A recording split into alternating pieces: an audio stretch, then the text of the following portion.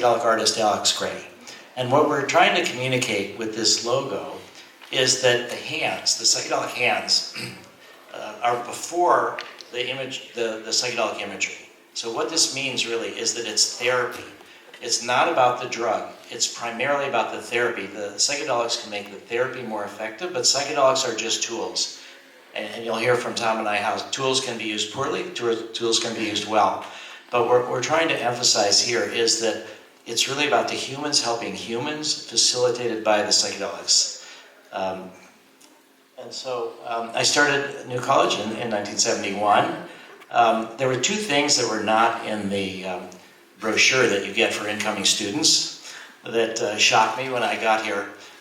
One was the swimming pool was a nudist colony. Now, for a shy guy from high school who could barely talk to girls, that was an eye-opener, so to speak.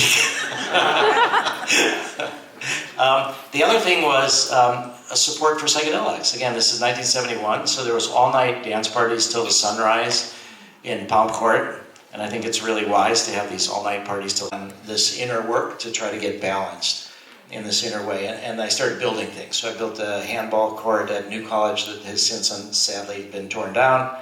And then I built houses, and I spent basically 10 years in the building business, getting grounded. Mark and I had some land together, and then I went ahead to lose money building houses. I had to do well with land. So it took me actually 10 years to get grounded. And so the beauty about New College was that you can also get credit for off-campus study. So I was able to start my New College career again at age 28 years old with off-campus study with a month at Esalen in Big Sur with a month-long workshop with Stan and Christina Groff called The Mystical Quest. And so that's a picture of where I was staying. That's me on the left there with a mustache and all. And that's where I learned about MDMA. And when I learned about MDMA, I learned two things. I learned first off that it was it was legal, but it was a therapy drug from the middle 70s to the early 80s. It had been kept quiet for fear that it would become illegal, but it was also just starting to be used as a party drug under the name ecstasy. And so once I knew about that, I knew that it was doomed. This was Nancy Reagan and Ronald Reagan and escalation of the drug war. And so this was an incredible opportunity because I really woke up to the benefit of LSD and the LSD therapy in 1972 after the backlash. The backlash was the Controlled Substances Act of 1970s, and psychedelic research wiped out for multiple decades. Now here I'm learning about MDMA before the backlash, and so I thought this is an opportunity to do political work, to gather people together who might be willing to take it in different kind of ways. So that was kind of a difficult message to get across, and so that's where I got characterized as the Timothy Leary of the 80s, because I was talking about it should be legal, the DEA should never be made these legal. So this was how I, before the let's see, yeah, okay, so this was where I found it a bit starry-eyed, you could say. But I founded MAPS in 1986. MDMA was criminalized in 85. And so we won the case, actually, with the law, suing the DEA. The judge said MDMA should be a medicine, it should be illegal for recreational use, but the administrator of the DEA said, no, I'm just going to keep it illegal for everything. We won twice in the appeals courts, then we finally lost. And so the only way through was through science, through medicine, through the FDA. So I started MAPS as a nonprofit psychedelic pharmaceutical company. Stan Groff was my mentor, and he said this, that psychedelics, when used responsibly and with proper caution, would be for psychiatry what the microscope is for biology and medicine, or the telescope is for astronomy. So when we think about the telescope, think about Galileo. Galileo died under house arrest. He felt that the Earth was not the center of the universe, and that conflicted with the religious teachings of the day. So the telescope was considered a controversial technology because it was producing things that the culture wasn't quite ready to deal with. Now we don't think of the telescope as anything controversial. We are shooting telescopes up into space, and we're doing all these things to learn about the universe. Psychedelics, and I said, what advice do you have for those of us that want to work and go through the government, bring psychedelics to the government? He said, fuck the government. He said, I'm so far done with that. I'm not done with asking for permission for anything, but I'm glad you're doing it. And that's where he held up my hand. So I felt this was like the transmission from the 60s to the 90s. So the nonprofits have raised around $300 million, MAPS and a few other nonprofits over the years since '86, the psychedelic nonprofits. But the for-profits have raised over $5 billion since 2020. And so that's capitalism. There's so much research going on right now. It's incredible. This is just to show you how much more research now is going on, way more than even during the 60s. These are breakthrough therapy designations by the FDA, both for MDMA, psilocybin, LSD, and now there's a new one for 5-MeO-DMT for depression. So this is to say that the FDA is recognizing the value of these drugs and is designating, on the basis of preliminary evidence, that they overestimated how much progress we had made in changing the culture, and they ignored the culture. So FDA rejected it. But I brought in two new investors, Antonio Gracias, who is a venture fund from Chicago, close friends with Elon Musk. He won't work for Doge, and didn't get a lot of positive praise for that. And then Chris Hahn. So Sir Christopher Hahn is a $10 or $11 billion hedge fund guy, gives away $500 million. And both of these people have invested from their foundations, not from their funds, in order to really bring the healing potential of MDMA around the world. RFK has said that he wants to see access within the next 12 months, and he said that several months ago, to some form of psychedelic therapies, limited access, potentially, but some form of that. Marty Makary has said that psychedelic research is the top priority. He's the new head of the FDA. So what I think is going to happen is that Resilient is in active negotiations with the FDA. They're reviewing the videotapes to show of the therapy sessions to show the criticisms that we received to see if they're true or not. So far, they're over 80% of the way done, and they're not finding evidence of these accusations that we told people to exaggerate the benefits and minimize the risks. And that likely what's going to happen is that FDA will give limited approval, but with additional research required. And I think we'll know within 6 to 8 months.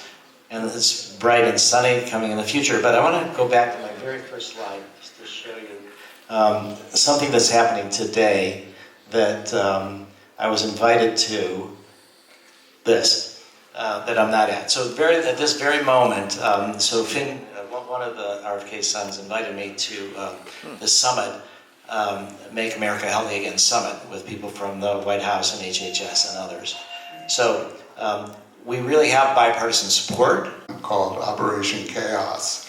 And those two programs were targeting the militants, the anti-war movements, and the hippies, and trying to, in their own documents, neutralize them, either provoking them to commit violent acts or actually framing them for violent acts, anything to stop what they thought was a threat.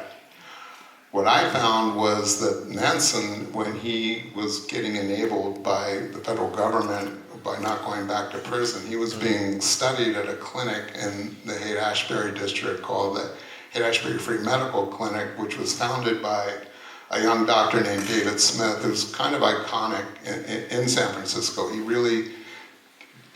introduced the first free medical clinic in the United States that treated people, and he anticipated this influx of young kids who were going to have bad trips on drugs, have sexually transmitted diseases, and they treated them for free, but at the same time he took government funding to study them, and he gave an office to someone named Louis Jolyon West, who was a psychiatrist at that time from the University of Oklahoma, and West, in his own papers he wrote later, had gone there to study hippies, and he established what he called a laboratory described as a hippie crash pad right down the street from the clinic. And the foundations of democracy, everybody we know, Pythagoras, Aristotle, Plato, they all participated in these mysteries that had this psychedelic potion called Kykeon that they drank. It was wiped out by the Catholic Church in 396, so that the psychedelics were like a direct spirituality, but the Church wanted to be an intermediary. So the context is what really makes the difference, the intention and the context. So that you could say the same thing about a knife. A knife could be used by a surgeon, a knife could be used by Charlie Manson and his people. If you want to use it as therapy, there are all sorts of studies, as I said, that are going on now, that have been going on. But it's been historically this combination of kind of religion and healing, spirituality and healing. And despite the efforts to suppress psychedelics, they've stayed alive with the ayahuasca use in the Amazon, mushrooms use in Mexico, the Native American Church, and the use of peyote. So psychedelics have never been completely suppressed. And they're the same way as a car. A car can get you where you want to go, or a car can run into somebody and kill them, or kill yourself. So it's really the context and the intention that make the big difference. yeah, I agree too. What the CIA realized in the very beginning, that when people had LSD, it dissolved their inhibitions, it disrupted their inhibitions, and it was setting environment and guide. So if somebody susceptible took LSD under an evil person's influence or guidance, they could be manipulated. The early studies that these doctors in San Francisco had done 5-7 years before the arrival of Manson was, I don't know if you know William McLaughlin from UCLA, he was testing LSD on what he called normals, and they were trying to understand why some people could do one trip and have this complete personality change that lasted beyond the trip and would become permanent or fixed, as they call it, and other people didn't. So in these early studies, 1961, 62, they were trying to see if there were precipitating factors, and were they psychological, were they biological, or... Just happened recently is Congress gave the Department of Defense $10 million to do MDMA-assisted therapy for active duty soldiers with PTSD. And our team, Wednesday, Thursday, and Friday, our therapist trainers just trained DoD therapists to prepare them for working with active duty soldiers with PTSD. So I think that the main thing has been that regulatory agencies want data, but people need stories. And so that was trying to bring the patients first, heal people that people would care about from a bipartisan point of view, and then have them tell their stories and have the researchers tell their stories. And one of the things about the media in America is that there's a high focus on scientific discoveries, on new science.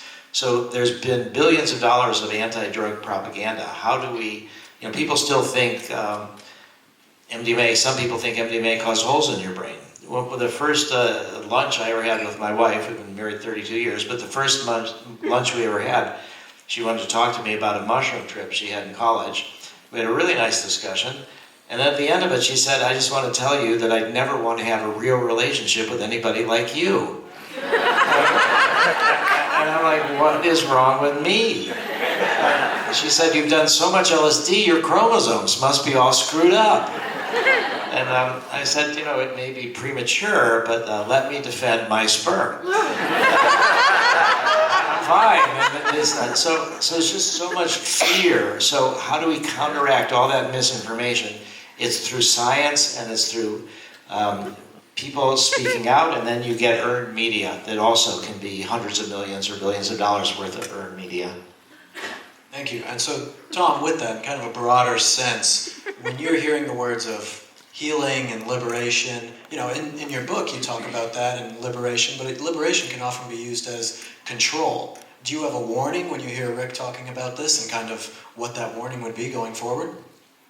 Well, I think what he's doing is great. We were at a conference in England in May, and I heard him speak, and what I'm hearing is you have great results with PTSD, and even getting people who are habitual criminals to stop committing crimes, that kind of thing. a couple of people in my life who could use that therapy. But so I'm very open-minded about it, but I know about what was done in the 50s and 60s and the scientists who were doing it.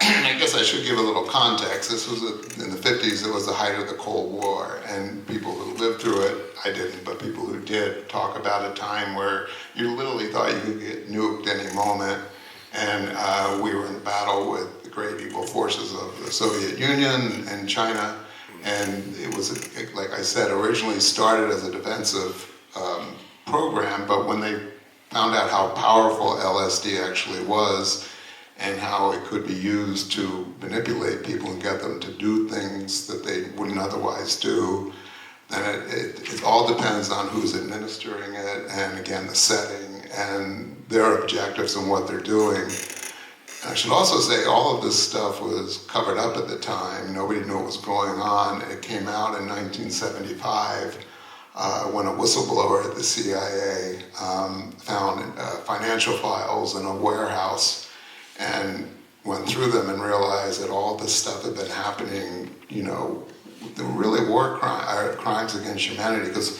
people in mental institutions were given really strong doses of drugs without their knowledge.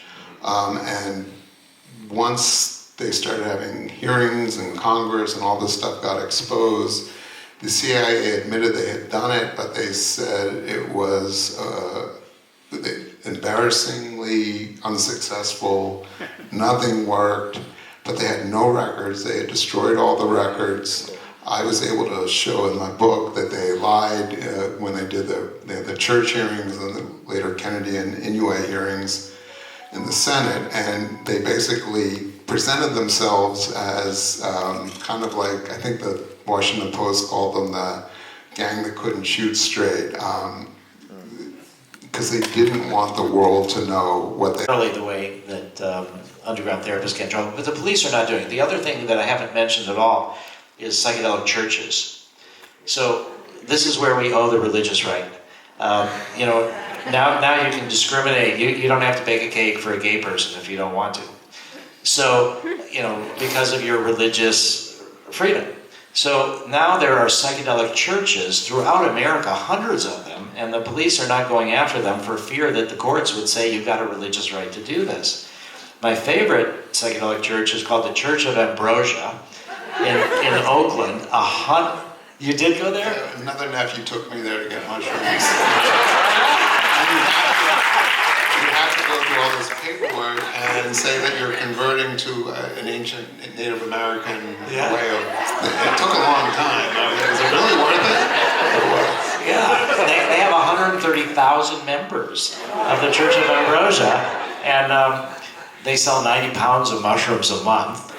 It's you go to church to get the mushrooms, and then you do them at home or somewhere else. But in any case, there's the rise of the religious right, and then the support for psychedelic churches, and then the other part of it is that we have a terrible problem with opiates and fentanyl and people dying right and left, and so the police are not really going after underground therapists, and they're not going after psychedelic churches. They're really looking for where the bigger problems are. And I think if they were to use police resources to go after underground therapists, there'd be a lot of criticism, because they're not really the ones that are hurting lots of people. It's the cocaine and it's the other more violent kind of drugs that people need to, where the police should be paying their attention. Just for research purposes, I'm going to need the address of Church of Ambrosia. Just for research. So I partly have a background in clinical psychology as well, and part of what I do, as Richard talked about, is going around and speaking to young people. And if you look at the stats and the studies that are going on with young people in this country right now, the most amount of anxiety, the most amount of social pressure, depression, all sorts of things that are happening right now. Now, when you look at that, do you see the psychedelics and this type of treatment as the answer to that, or is there something bigger going on here that needs to be taken care of? Well, I think both of those are true. There's a lot of anxiety for a lot of different reasons. A lot of young people are very worried about the environment, and now we are saying, hey, we're going to trash by themselves. But octopuses and humans, like 600 million years ago, went different directions, but octopuses still process serotonin. And so Doblin, the researcher, wanted to know what happens if you give MDMA to an octopus. So we happily provided the MDMA legally with all this permits and stuff. But it turns out under MDMA, octopus now wants to hang out with other octopuses. So what it means is the pro-social action of MDMA is pre-verbal and evolutionarily conserved. And so young people might not have the ability to articulate a lot of what's going on, but if they've been traumatized in any way, that they will feel this experience. And I'll tell one other story why I think, there's two reasons also why I think working with younger people makes more sense. One is ketamine. So ketamine is used as, it's an anesthetic. It's a dissociative anesthetic. The psychedelic dose is 1/10 the anesthetic dose. And anesthesiologists and surgeons don't prepare people when they're given ketamine that when the drug wears off, they're going to go through the psychedelic phase. And they call it the emergent phenomenon, as you're emerging from this kind of sedation. Adults have a lot more problems with that than kids. The kids can really handle that much better. The other is just a quick story. This was neighbors of mine when MDMA was legal a long time ago, wanted to do it with their family, and they had a 7-year-old daughter. They decided they wanted to do it together, and they gave her half a dose, and I checked them out the very next day to see what had happened. And I said, what happened when you took this MDMA? She said, I felt that I was up in heaven watching my mother walk down the street before she got pregnant with me, getting ready to be a mother. And I'm like, did you really think you were up in heaven, like doing this? She said, yeah, that's what it felt like. It just felt like that. So I think kids, historically, there's been rites of passage at age 12 and 13. One of my biggest disappointments in my life was my bar mitzvah. I had the idea that it would turn me into a man. That something would be different, that God would come somehow, and it was just nothing. Until New College, when I started doing LSD. And I said, this is what my bar mitzvah should have been. Who am I? Where do I fit? So in any case, I think treating people closer to the trauma, and I think traditionally in cultures that have successfully integrated psychedelics, some kids want to do it, some kids can handle it. So I do think that the youth mental health crisis, I just really like to thank you for having me here, because I really do believe prior administration would not have me here, and you were willing to do that, so I really appreciate that.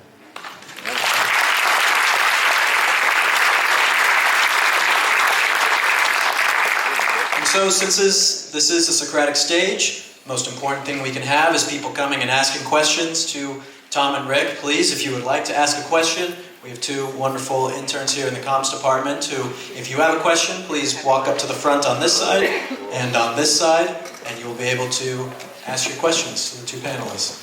Thank you, guys.